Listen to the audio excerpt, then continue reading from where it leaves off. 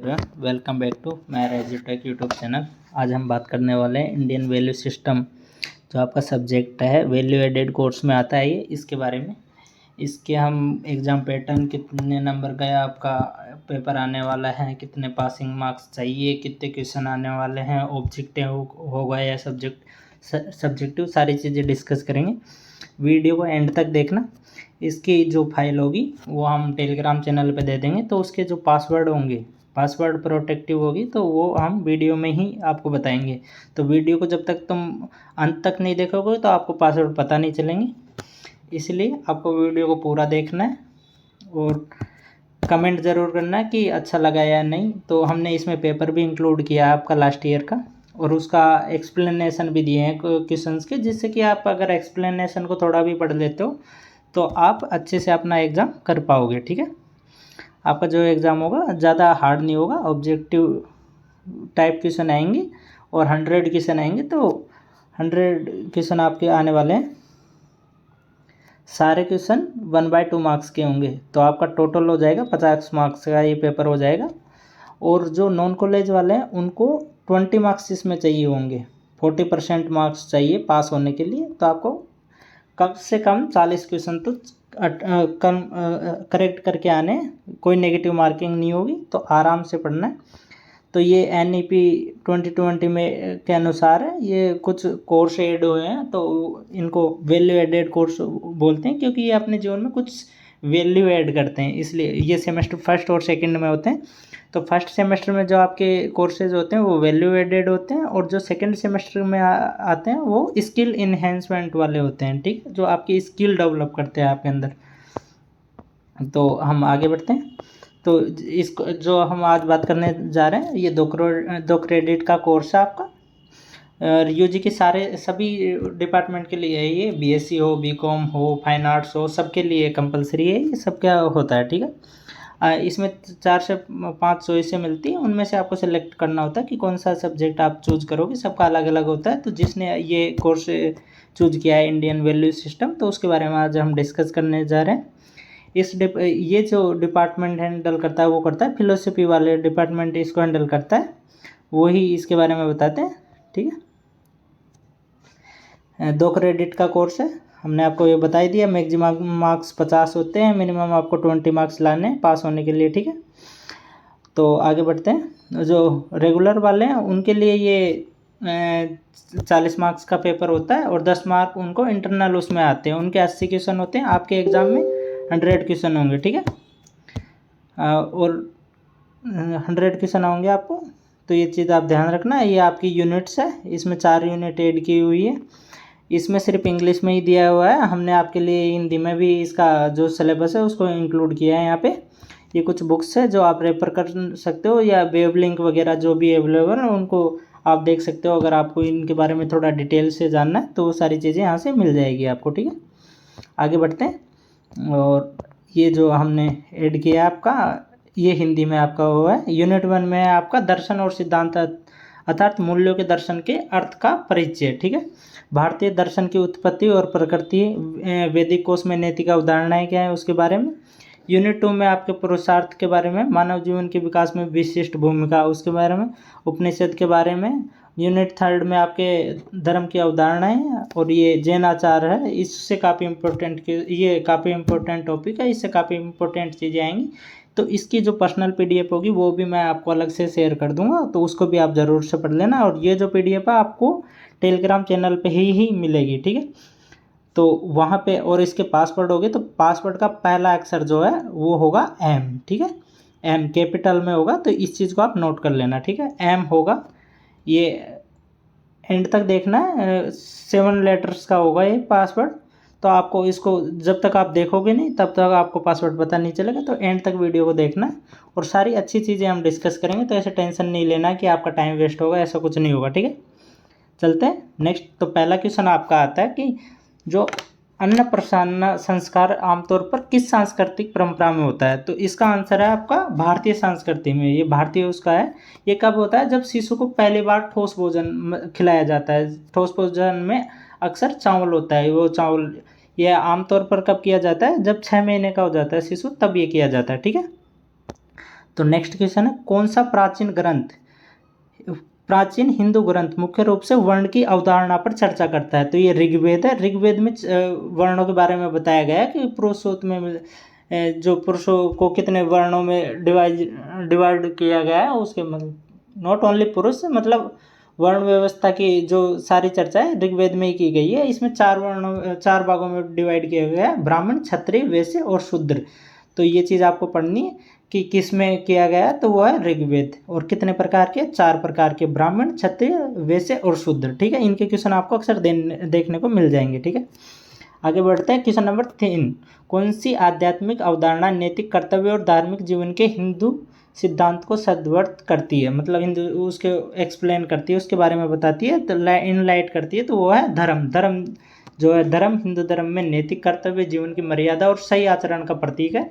ये जीवन के सभी क्षेत्रों में संतुलन बनाए रखने की भावना है। धर्म कुछ नहीं है कि अपने जीवन में एक सभी क्षेत्रों में हर चीज़ में अपन संतुलन बनाए रखे, वो एक भावना होती है अपने अंदर। ठीक है, ये अपन को अच्छे कर्तव्य, नैतिक कर्तव्य, जीवन की मर्यादा में रहकर काम करना और सही आचरण करने का प्रतीक है धर्म। ठीक है, कुछ लोग इसको अलग वे में ले जाते हैं, बट अपने लिए यही है। ठीक है, जैन धर्म मुक्ति का मार्ग सिखाता है, तो किस वे में? अहिंसा में। जैन धर्म का मुख्य सिद्धांत है अहिंसा, किसी भी जीव को क्षति नहीं पहुंचाना। जैन धर्म कभी भी हिंसा के उसमें नहीं, फेवर में नहीं रहते हैं, वो हमेशा अहिंसा का मार्ग देखते हैं। मोक्ष प्राप्ति के लिए जैन साधक अहिंसा का पूर्ण पालन करते हैं। ठीक है, और क्वेश्चन नंबर 5 पे आते हैं, प्राचीन भारतीय महाकाव्य महाभारत का लेखक किसे माना जाता है? तो इसका लेखक माना जाता है ऋषि व्यास को। वो इस महाकाव्य के रचयिता भी है और सूत्रधार, दोनों ही महर्षि वेदव्यास को माना गया है। जिस ऋषि व्यास बोल दो या महर्षि वेदव्यास बोल दो, ठीक है, एक बात है।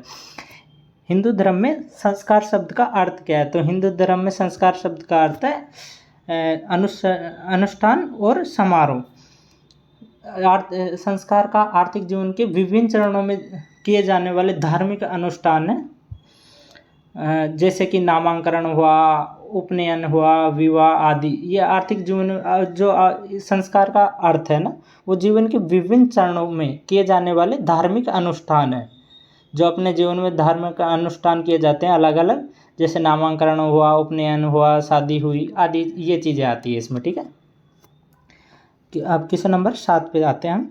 अहिंसा की अवधारणा किस भारतीय धर्म का केंद्र है? तो वही पहले सेम ही क्वेश्चन पूछा था, लेकिन अलग वे में था। तो ये किस क्या आंसर हुआ इसका? जैन धर्म हुआ। ठीक है, किस प्राचीन भारतीय सामाजिक व्यवस्था ने लोगों को उनके व्यवसाय के आधार पर 4 मुख्य वर्गों में वर्गीकृत किया है? तो किस प्राचीन भारतीय सामाजिक व्यवस्था ने लोगों को उनके व्यवसाय के आधार पर 4 मुख्य समूह में वर्गीकृत किया है? तो इसका आंसर है वर्ण व्यवस्था समाज को ब्राह्मण, क्षत्रिय, वैश्य और शूद्र में विभाजित करती है। यह वर्गीकरण मुख्यतः उनके कर्म, कार्य और गुणों के आधार पर होता है। ठीक है, कि कौन क्या कार्य करता है उसके आधार पर किया जाता है।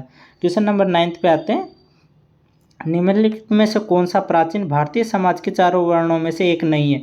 तो धर्म इसका आंसर नहीं है, मतलब आंसर इसका धर्म है, क्योंकि 4 वर्ण होते हैं, ब्राह्मण, क्षत्रिय, वैश्य और शूद्र होते हैं। ठीक है, धर्म कोई वर्ण नहीं है, बल्कि यह एक नैतिक कर्तव्य का सिद्धांत है। ठीक है, बौद्ध धर्म का वह पवित्र ग्रंथ जिसमें सिद्धार्थ गौतम की शिक्षाएं शामिल है कहा जाता है, उसे त्रिपिटक कहा जाता है। त्रिपिटक कहा जाता है जिसमें बुद्ध की शिक्षाएं संग्रहित है। इसे 3 भागों में बांटा गया है, विनय पिटक, सूत पिटक, अभिधम पिटक, ये 3 भागों में इसको बांटा गया है। तो क्वेश्चन नंबर 11 पे आते हैं कि जैन धर्म का पवित्र ग्रंथ जिसमें तीर्थकारों की शिक्षाएं शामिल है कहा जाता है, उसे आगम कहा जाता है। ठीक है, अगला है 4 आर्य सत्य बौद्ध धर्म में एक मौलिक सिद्धांत है, इनमें से कौन सा सत्य इनमें से एक नहीं है?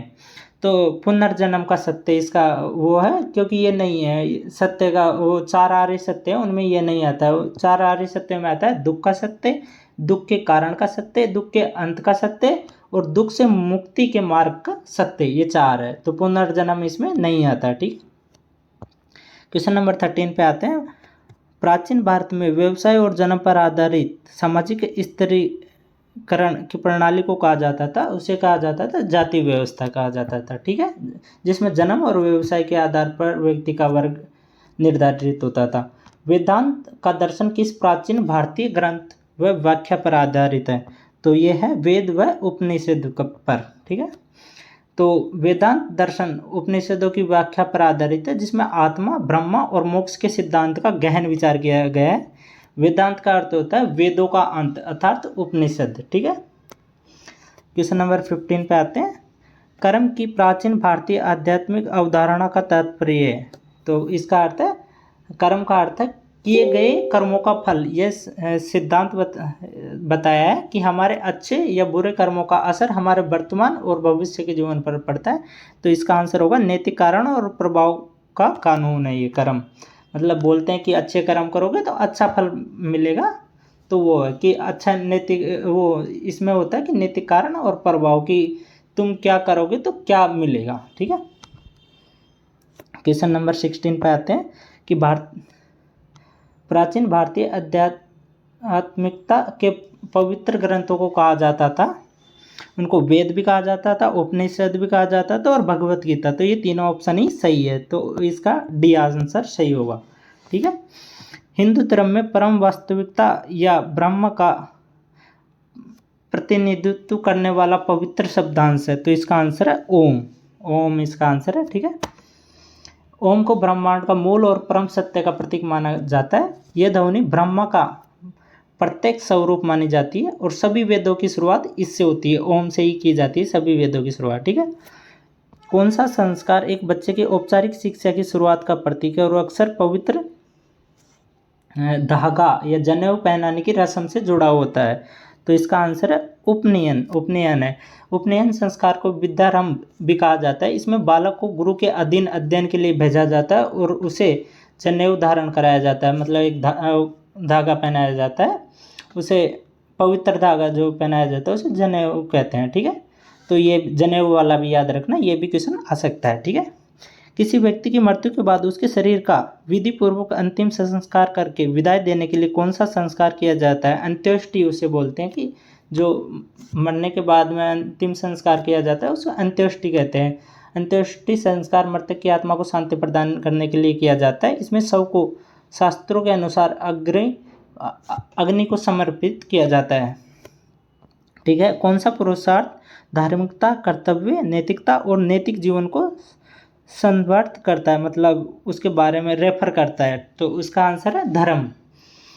कौन सा पुरुषार्थ? तो धर्म पुरुषार्थ का पहला और मुख्य अंग है, जो जीवन में सदाचरण मतलब अच्छा व्यवहार, कर्तव्य पालन और नैतिक व्यवहार पर बल देता है। वर्ण व्यवस्था के अनुसार क्षत्रियों का प्राथमिक कर्तव्य क्या है? तो क्षत्रियों का प्राथमिक कर्तव्य शासन और सुरक्षा। क्षत्रिय वर्ग का कर्तव्य राज्य की रक्षा करना, शासन करना, न्याय देना और समाज की व्यवस्था को बनाए रखना है, ठीक है। हिंदू समाज में, अगला क्वेश्चन है, हिंदू समाज में सामाजिक वर्गों की पारंपरिक वर्गीकरण प्रणाली को कहा जाता है? तो उसको कहा जाता है वर्ण। उसको क्या बोला जाता है? वर्ण, ठीक है। तो अब पासवर्ड जो हमारा है उसका सेकंड लेटर है ए। सेकंड लेटर क्या है आपका? ए है, उसका सेकंड लेटर है ए। तो यह याद कर लेना, पहला लेटर था एम, दूसरा है ए। ये दो अभी लिख दिए मैंने, अब आगे नहीं लिखूंगा इनको। जिसने वीडियो यहाँ तक देखी है उसी को ये पता रहेगा कि पासवर्ड क्या है क्या नहीं है, ठीक है। आगे चलते हैं। क्वेश्चन नंबर 22 तक हमने कर लिया था। और महर्षि स्वामी किस शताब्दी में थे? तो वो 5वीं शताब्दी ईसा पूर्व थे, BC जो है ऑप्शन ए इसका सही है। और अब हम आते हैं क्वेश्चन नंबर 24 पे। बौद्ध धर्म में निर्वाण की स्थिति को कभी कभी उस प्रकार दर्शाया जाता है, तो किस प्रकार दर्शाया जाता है उसके बारे में बता रहना है। तो एक शांतिपूर्ण और शांत उद्यान के द्वारा दर्शाया जाता है। निर्वाण का अर्थ है इच्छाओं का अंत और दुखों से मुक्ति। इसे अक्सर शांति और तृप्ति की अवस्था के रूप में प्रस्तुत किया जाता है, जैसे एक शांत उद्यान हो, मतलब एक शांत बगीचा टाइप, उसमें दर्शाया गया है, ठीक है। निर्वाण होता है इच्छाओं का अंत और दुखों से मुक्ति, तो उसको किस रूप में दर्शाया गया है? तो एक शांतिपूर्ण और शांत उद्यान के रूप में दर्शाया गया है, ठीक है। भारतीय दर्शन का संस्थापक किसे कहा जाता है? तो ये कपिल को कहा जाता है। कपिल मुनि को सांख्य दर्शन का प्रवर्तक और भारतीय दर्शन का प्रारंभिक संस्थापक माना जाता है। उन्होंने आत्मा, प्रकृति और मुक्ति पर विचार दिए थे, ठीक है। और फिर अगला क्वेश्चन है, भारतीय दर्शन के 6 रूढ़िवादी विद्यालयों को कहा जाता है। तो उनको कहा जाता है दर्शन। भारतीय दर्शन में 6 रूढ़िवादी आस्तिक दर्शनों को षड दर्शन कहा जाता है। न्याय इसमें सांख्य, योग, पूर्व मीमांसा है और वेदांत है और वैशेषिक है। इन्हें सामूहिक रूप से दर्शन कहा जाता है। ठीक है। क्वेश्चन नंबर 27, कौन सी भारतीय धार्मिक अवधारणा सही आचरण और नैतिक व्यवहार को मार्ग पर जोड़ देती है? तो धर्म। तो धर्म से रिलेटेड बहुत सारे क्वेश्चन है, तो ये सेम ही क्वेश्चन है, बट आपको सारे क्वेश्चन अगर ये भी देख जाओगे तो जो आपका पेपर आने वाला है उसमें सेम ही क्वेश्चन मिल जाएंगे आपको, और आप ओरली आप इनको अच्छे से कर सकते हो। कौन सी भारतीय दार्शनिक अवधारणा सही आचरण और नैतिक व्यवहार के मार्ग पर जोड़ देती है? तो कर्म, मोक्ष और माया ये नहीं देते हैं। कर्म करोगे तो फल मिलता है, उससे नैतिक व्यवहार का कोई लेना देना नहीं है, मोक्ष का भी नहीं है और माया का भी नहीं है। तो धर्म इसका आंसर है। ठीक है। नेक्स्ट क्वेश्चन है, अंता या अनात्मन का सिद्धांत किस भारतीय दार्शनिक परंपरा से जुड़ा हुआ है? तो ये है बौद्ध धर्म से जुड़ा हुआ है। ठीक है।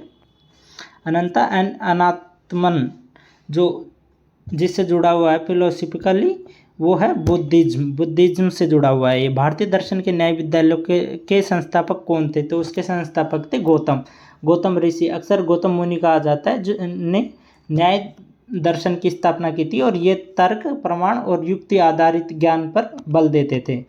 किस पे बल देते थे? तर्क पे, प्रमाण पे और युक्ति आधारित ज्ञान पे बल देते थे। ठीक है। अहिंसा की अवधारणा निम्नलिखित की शिक्षाओं के केंद्र में है। तो ये जैन धर्म के बारे में थी। अहिंसा का जहाँ पे है जैन धर्म। कौन सी भारतीय धार्मिक प्रणाली मैं ही ब्रह्मा हूँ के विचार पर जोर देती है? अहम ब्रह्मास्मि पे विचार देती है। तो वेदांत है, वो वेदांत में है ये कि आत्मा। ठीक है। नेक्स्ट क्वेश्चन है, दुखा शब्द अक्सर किस भारतीय दार्शनिक परंपरा से जुड़ा हुआ है? तो ये है बौद्ध धर्म से, बौद्ध से जुड़ा हुआ है। दुखा बौद्धिक धर्म की मूल अवधारणाओं में से एक है, जिसका अर्थ है दुख, असंतोष या पीड़ा। ये 4 आर्य सत्यों में से प्रमुख रूप से आता है। 4 आर्य सत्यों में प्रमुख रूप से आता है दुखा। ठीक है। निर्वाण की अवधारणा किस भारतीय दार्शनिक परंपरा की शिक्षाओं का केंद्र है? तो ये बौद्ध धर्म इसका आंसर है। ठीक है। ये क्वेश्चन पहला भी आ चुका है, सेम ही वापस आया, तो क्वेश्चन रिपीट होंगे आपको, अगर अच्छे से देखोगे तो हो जाएंगे आपसे, है ना। कौन सा दार्शनिक सदाचार नैतिकता की अवधारणाओं से जुड़ा है? तो अरस्तु इसका आंसर है। ठीक है। अरस्तु ने सदाचार को नैतिकता का केंद्र माना है। उनका मानना था कि सद्गुण के अभ्यास से व्यक्ति श्रेष्ठ जीवन जी सकता है। ठीक है। हम ज़्यादा अब एक्सप्लेनेशन पे नहीं जाएंगे क्योंकि फिर बहुत लंबा वीडियो हो जाएगा, तो ट्राई करेंगे कि इसको शॉर्ट रखें। ठीक है। लेकिन आपको वीडियो पूरा देखना है जिससे आप समझ सको, और इस वीडियो को भी अगर आप देख लोगे तो आप एग्जाम में अच्छे से क्लियर कर लोगे और आप गारंटेड पास हो जाओगे इससे। ठीक है। जो अब अगला क्वेश्चन है, उपयोगितावाद के अनुसार कोई कार्य नैतिक रूप से सही है यदि आनंद को अधिकतम करता है और दर्द को कम करता है। ठीक है। ये उपयोगितावाद के अनुसार अपन जिस उपयोग करते हैं उसके अनुसार, तो ये जो आनंद को अधिकतम करता है और दर्द को कम करता है। ठीक है। नेक्स्ट क्वेश्चन है, श्रेणीबद्ध अनिवार्यता की अवधारणा निम्नलिखित में से द्वारा प्रस्तावित नैतिक सिद्धांतों के केंद्र में है? तो इसका आंसर है इमैनुअल कांट के द्वारा बताया गया था। ये नैतिक अहमवाद नामक नैतिक सिद्धांत का विकास किसने किया था? तो ये किया था अयान रेड ने, AYAN RAND, अयान रेड थे, उन्होंने किया था इसका। ठीक है। कौन सी दार्शनिक परंपरा कर्तव्य और नैतिक दायित्व के महत्व पर जोर देते हैं? तो इसका आंसर है डेंटोलॉजिकल एथिक्स। नेक्स्ट क्वेश्चन पे आते हैं, क्वेश्चन नंबर 39, प्रामाणिकता की अवधारणा निम्नलिखित नैतिकता के केंद्र है? तो इसका आंसर है आपका अस्तित्ववाद है, जिसमें प्रामाणिकता का मतलब है कि व्यक्ति को अपने जीवन के चुनाव स्वयं करने चाहिए और अपने मूल अस्तित्व के प्रति सच्चा रहना चाहिए। ठीक है। क्वेश्चन नंबर 40, सद्गुण नैतिकता के अनुसार नैतिक जांच प्राथमिक फोकस इनमें निहित है। सार्वभौमिक नैतिक कानूनों का पालन करना। ठीक है। अगला क्वेश्चन है क्वेश्चन नंबर 41, सांस्कृतिक सापेक्षवाद के अनुसार नैतिक मूल्य हैं। इसका आंसर है ऑप्शन बी इसका आंसर है व्यक्तिपूरक और सांस्कृतिक रूप से निर्धारित। ठीक है। क्वेश्चन नंबर 41 पे आएंगे, निष्पक्षता के रूप में न्याय के सिद्धांत के लिए कौन प्रसिद्ध था? इसका आंसर है जॉन्स रावल्स। ए ऑप्शन इसका करेक्ट है। दोहरे प्रभाव के सिद्धांत का उपयोग अक्सर नैतिक सिद्धांत में नैतिक दुविधाओं को करने के लिए किया जाता है। तो इसका आंसर आपका सी आंसर है इसका, डेंटोलॉजिकल इथिक्स इसका आंसर होगा। ठीक है। हिंदू धर्म में धर्म शब्द का मुख्य रूप से क्या अर्थ है? धर्म का नैतिक कर्तव्य और धार्मिकता। ये पहले भी क्वेश्चन आ चुका है, तो मैंने बोला था रिपीटेड क्वेश्चन आएंगे, सेम क्वेश्चन ही अलग अलग जगह पे रिपीट हो जाएगा, क्योंकि 100 क्वेश्चन देने हैं और एक छोटा सा सिलेबस है उसमें से देते हैं, तो क्वेश्चन यूजुअली रिपीट हो जाएंगे। ठीक है। तो जो पासवर्ड का थर्ड लेटर है वो है एच। ठीक है। 2 वर्ड पहले बता दिए, ये थर्ड वर्ड था, 3 हो गए, 4 और बताने, 7 लेटर्स का आपका पासवर्ड होगा। ये फाइल आपको टेलीग्राम पे भी मिल जाएगी। ठीक है। आप 2x पे देख लीजिएगा वीडियो, कोई दिक्कत नहीं है, बट वीडियो को पूरा देखना। ठीक है। तो अब हम बात करते हैं क्वेश्चन नंबर 45 के बारे में। धर्म की अवधारणा किस प्राचीन भारतीय ग्रंथ से निकटता से जुड़ी हुई है? तो भगवत गीता से ये जुड़ी हुई है। हिंदू धर्म के अनुसार धर्म माना जाता है सामाजिक स्थिति से निर्धारित होता है। क्वेश्चन नंबर 48, इसका आंसर है सी ऑप्शन, सामाजिक स्थिति से निर्धारित होता है। ठीक है। आगे बढ़ते हैं। माना जाता है कि रीत यह सुनिश्चित करती है, रीत क्या सुनिश्चित करती है? रीत सुनिश्चित करती है कि सामाजिक न्याय और व्यवस्था। तो इसका सामाजिक न्याय और व्यवस्था सी ऑप्शन सही है। ठीक है। नेक्स्ट क्वेश्चन है, कौन सा प्राचीन हिंदू ग्रंथ स्वधर्म की अवधारणा पर व्यापक रूप से चर्चा करता है, जिसमें परमाणु की आसक्ति के बिना अपना कर्तव्य निभाने के महत्व पर जोर दिया गया है? तो क्वेश्चन नंबर 48, इसका आंसर है आपका भगवत गीता आंसर है, डी ऑप्शन इसका सही है, 48 का डी ऑप्शन। ठीक है।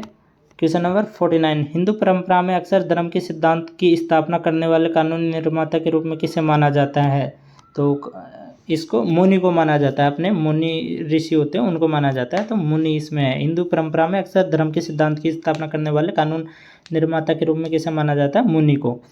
अहिंसा का नैतिक कर्तव्य एक मूलभूत पहलू माना जाता है। धर्म का एक मूलभूत पहलू माना जाता है अहिंसा। ठीक है। हिंदू समाज में वर्ण का सिद्धांत अक्सर इससे जुड़ा है। वर्ण का सिद्धांत अक्सर किससे जुड़ा है? किसी की जाति के अनुसार सौंपे गए नैतिक कर्तव्यों से। तो ए ऑप्शन इसका सही है, 51 का ए ऑप्शन। हिंदू नैतिकता में लोक संग्रह शब्द इस पर जोर देता है। लोक संग्रह शब्द किस पे जोर देता है उसके बारे में आपको बताना है। तो यह है सामाजिक कल्याण और सद्भाव पे। कौन सा प्राचीन भारतीय ग्रंथ प्रमाण की परवाह किए बिना अपने धर्म का पालन करने के परिणाम की परवाह किए, मतलब रिजल्ट की परवाह किए बिना अपने धर्म का पालन करने के महत्व पर जोर देता है? तो ये है आपका भगवत गीता में कहा गया है कि अपने कर्म करो, फल की चिंता ना करो। ठीक है। आपको इसका जो श्लोक है वो भी आ सकता है कि ये श्लोक किससे रिलेटेड है, तो वो भगवत गीता में श्री कृष्ण ने अर्जुन को उपदेश देते हुए बोला था, वो आपको पढ़ना है। हिंदू धर्म में दान का नैतिक मूल्य दर्शाता है दान और उदारता को। ये तो सिंपल है, दान किससे रिलेटेड होगा? दान और उदारता सही। कर्म की अवधारणा धर्म के साथ घनिष्ठ रूप से जुड़ी हुई है, क्योंकि धर्म का पालन करने से अनुकूल कर्म की प्राप्ति होती है। तो इसका ऑप्शन सी सही है, इसका धर्म का पालन करने से अनुकूल कर्म की प्राप्ति होती है। वर्णाश्रम धर्म की नैतिक आदर्श में शामिल है। क्वेश्चन नंबर 56, तो इसका आंसर है ए, किसी की जाति और जीवन के स्तर के आधार पर कर्तव्य।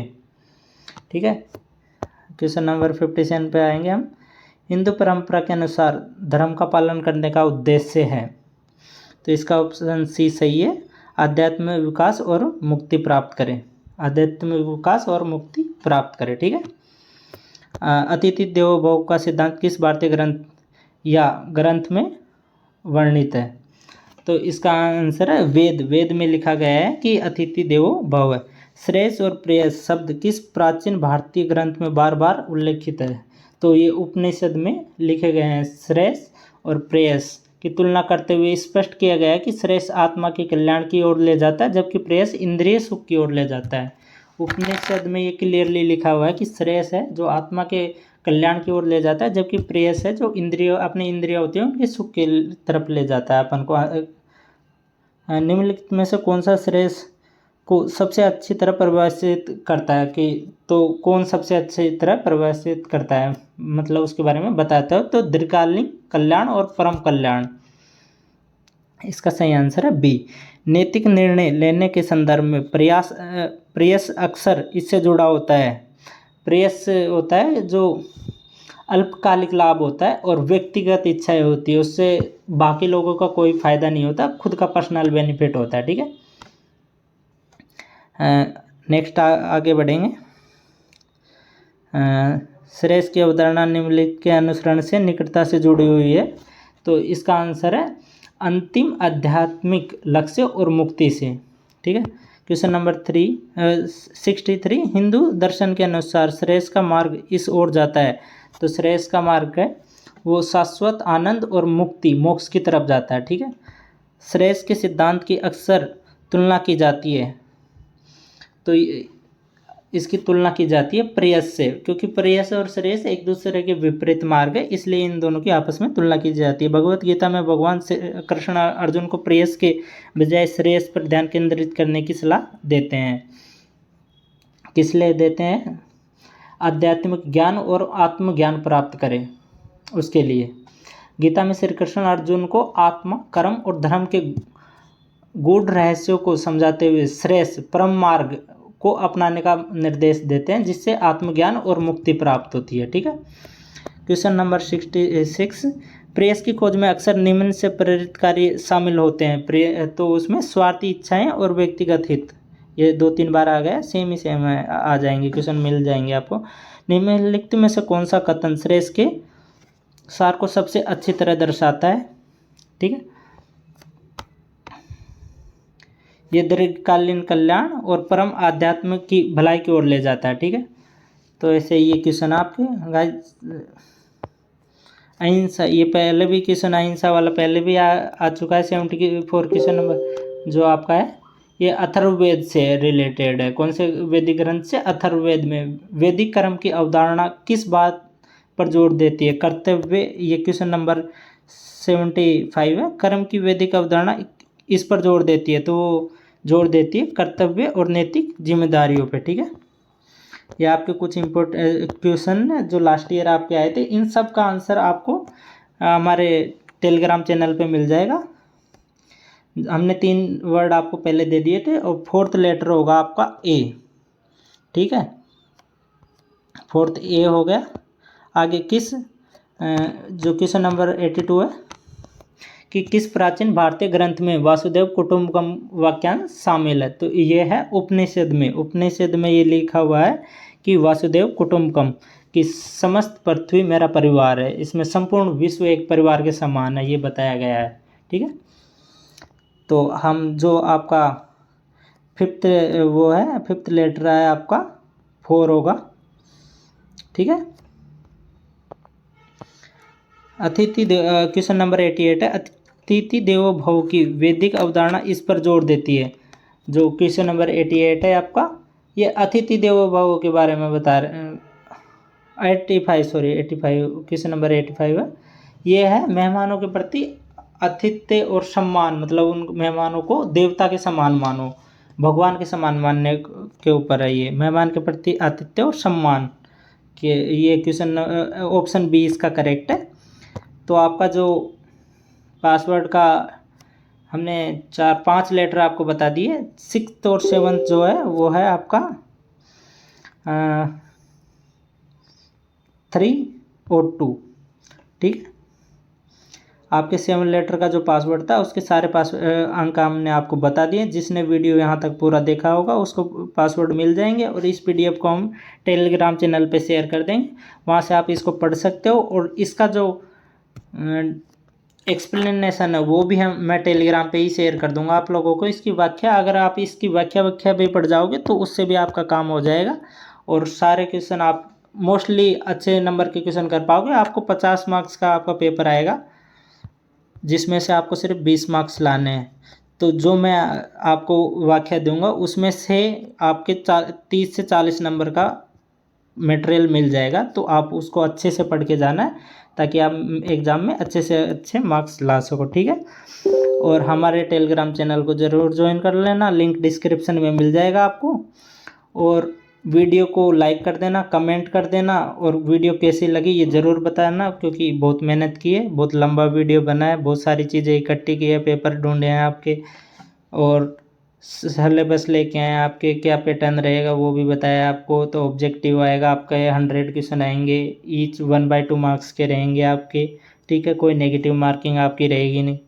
तो ये सारे क्वेश्चन तो अटेम्प्ट करने ही करने हैं, किसी को कुछ छोड़ के नहीं आना, कुछ भी लिखो गलत सलत। आप एक बार पढ़ोगे क्वेश्चन, पढ़ते ही आपको समझ में आ जाएगा, क्वेश्चन में रिलेटेड चीज़ें मिल जाएगी। और जहाँ पे भी आपको उपयोग सभी दिखे वहाँ पे उपयोग सभी तो करना ही है। डी ऑप्शन में अगर वो है तो वो तो करना ही करना है, ठीक है।